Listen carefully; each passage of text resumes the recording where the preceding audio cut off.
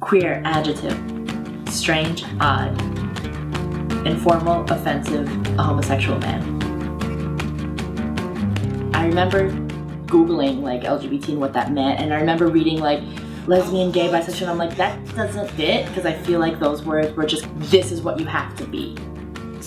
For me, being Latina and being queer is an interesting intersection because there is a lot of like machismo. There's a lot of machismo, and I think that affects everybody in the Latino community in some ways, whether it's internalized or not. Machismo is macho. It's like the internalized ideal of masculinity that is drilled into men.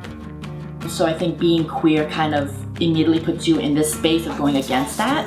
Gender isn't black and white. Gender isn't one or the other, and queer allows for that space to deconstruct the gender binary. Because for a long time I thought about the term bisexual, and I was like, well, that's men and women. I'm like, well, there's folks who I'm attracted to who aren't men or women. Queer allows for that deep deconstruction. It allows to unpack that. My definition of queer has evolved over time, and it has evolved alongside with my trans identity.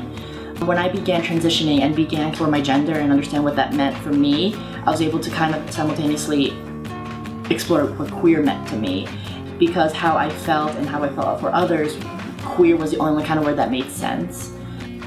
As my transness came to fruition, so did my queerness. There's this notion that like all trans women are into men exclusively, and that's not necessarily true. And so for me, going into those spaces and navigating those spaces can sometimes be difficult because I can relate to them on a level of being trans, but yet I'm also queer. So there's also that still part of my identity that will never be completely understood in some of those spaces.